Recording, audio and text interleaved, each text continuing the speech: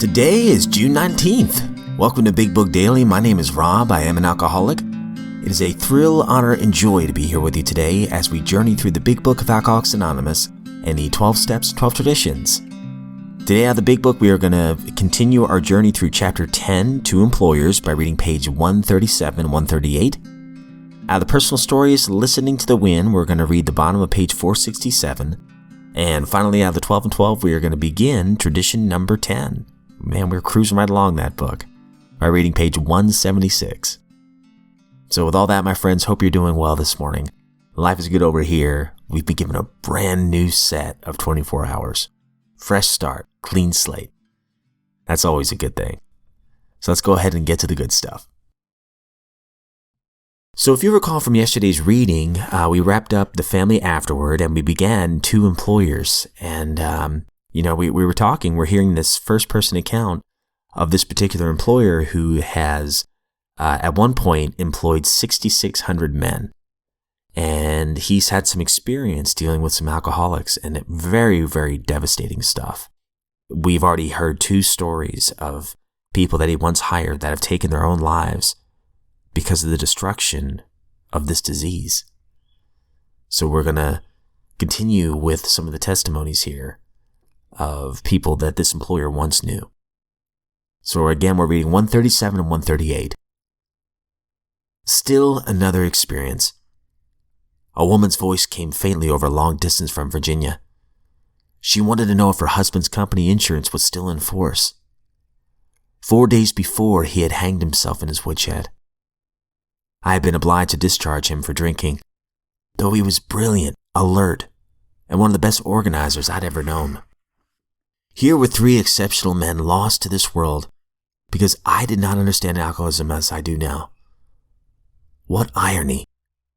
I became an alcoholic myself. And but for the intervention of an understanding person, I might have followed in their footsteps. My downfall cost the business community unknown thousands of dollars, for it takes real money to train a man for an executive position. This kind of waste goes on unabated. We think the business fabric is shot through with a situation which might be helped by better understanding all around. Nearly every modern employer feels a moral responsibility for the well-being of his help, and he tries to meet these responsibilities. That he has not always done so for the alcoholic is easily understood. To him, the alcoholic has often seemed a fool of the first magnitude. Because of the employee's special ability, or of his own strong personal attachment to him, the employer has sometimes kept such a man at work long beyond a reasonable period. Some employers may have tried every known remedy. In only a few instances has there been a lack of patience and tolerance. And we, who have imposed the best of employers, can scarcely blame them if they've been short with us. Here, for instance, is a typical example. An officer of one of the largest banking institutions in America knows I no longer drink. One day he told me about an executive of the same bank who, from his description, was undoubtedly alcoholic. This seemed to me like an opportunity to be helpful. So I spent 2 hours talking about alcoholism, the malady, and described the symptoms and results as well as I could. His comment was, very interesting, but I'm sure this man's done drinking. He just returned from a 3-month leave of absence. He's taken a cure, looks fine. And to clinch the matter, the board of directors told him that this was his last chance. The only answer that I can make was that if the man followed the usual pattern, he'd go on a bigger bust than ever. I felt this was inevitable and wondered if the bank was doing the man an injustice. Why not bring him into a contact with some of our alcoholic crowd? He might have a chance. I pointed out that I had had nothing to drink whatever for 3 years, and this in the face of difficulties that would have made 9 out of 10 men drink their heads off. Why not at least afford him an opportunity to hear my story? Oh, no, said my friend. This chap is either through with liquor or he's minus a job. If he has your willpower and guts, he'll make the grade. I wanted to throw my hands up in discouragement, for I saw that I had failed to help my banker friend understand. He simply could not believe that his brother executive suffered from a serious illness, and there was nothing to do but wait. And unfortunately, I think we can see where this is probably going for that poor man. All right, moving to listening to the wind.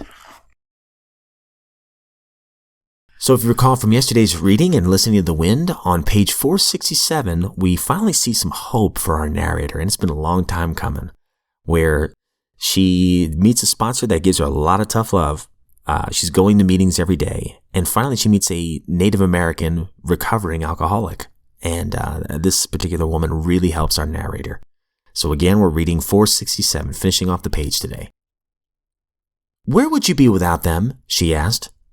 "What are the alternatives? You got any better ideas for yourself? How many Indians do you know who are going to help you sober up?" At the time, I couldn't think of any. I surrendered behind the tears of no answers and decided to do it their way. I found the power greater than myself to be the magic above the heads of the people in the meetings. I chose to call that magic Great Spirit. The 12 steps work like a crowbar, prying into my dishonesty and fear. I didn't like the things I learned about myself, but I didn't want to go back to where I had come from. I found out that there was no substance on the planet that could help me get honest. I would do just about anything to avoid working on myself. All right, some interesting stuff here. Sounds like she's starting to believe in a higher power that can help her with this, and sees her higher power in the shares of other people. And I could certainly relate to that. Great stuff. And finally, out of the 12 and 12, we're on tradition number 10 on page 176. Alcoholics Anonymous has no opinion on outside issues. Hence, the AA name ought never be drawn into public controversy. Never since it began has Alcoholics Anonymous been divided by a major controversial issue. Nor has our fellowship ever publicly taken sides on any question in an embattled world. This, however, has been no earned virtue. It could almost be said that we were born with it, for, as one old-timer recently declared, "Practically never have I heard a heated religious, political, or reform argument amongst AA members. So long as we don't argue these matters privately, it's a cinch we never shall publicly." As by some deep instinct, we AAs have known from the very beginning that we must never, no matter what the provocation, publicly take sides in any fight, even a worthy one. All history affords us the spectacle of striving nations and groups finally torn asunder because they were designed for, or tempted into, controversy. Others fell apart because of sheer self-righteousness, while trying to enforce upon the rest of mankind some millennium of their own specification. In our own times, we've seen millions die in political and economic wars, often spurred by religious and racial difference. We live in the imminent possibility of a fresh Holocaust to determine how men shall be governed, and how the products of nature and toil shall be divided among them.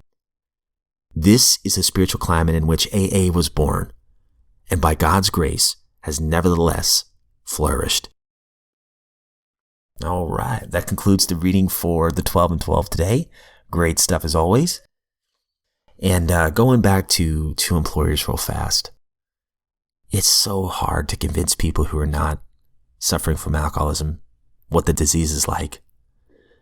When I was trying to stay sober on my own before I had discovered the rooms and the program, I thought it was lack of willpower. I really did. I finally had to discover I was powerless over it. You know, a lot of people, they look at alcoholics as people with low character, and I've discovered recovering alcoholics are the people of the utmost character. Some of the best people I've ever known. But it takes work, and it takes humility. Admitting that, we're wrong. That we need help. Putting that pride and ego aside and reaching out for a helping hand from somebody who's experienced this before, that knows what it's like, knows the struggle, the obsession of the mind, and the allergy of the body. It takes that sometimes. And all I can speak of is from my own experience. Willpower for me was not enough. I needed help. And thank God I received that help. If you are sober today, my friend, you are a miracle. I hope you hear me when I say that. You are an absolute miracle. And those who love you are very proud of you. So today, we have that brand new set of 24 hours. Let's try to be better today for those around us. And instead of being selfish, let's try to be selfless. I'm talking to me today. To go out of my way to serve others. That's work in the program right there. That is a 12-step work. And man, it feels good. So my friends, if we were given another set of 24 hours, I look forward to seeing you right back here tomorrow.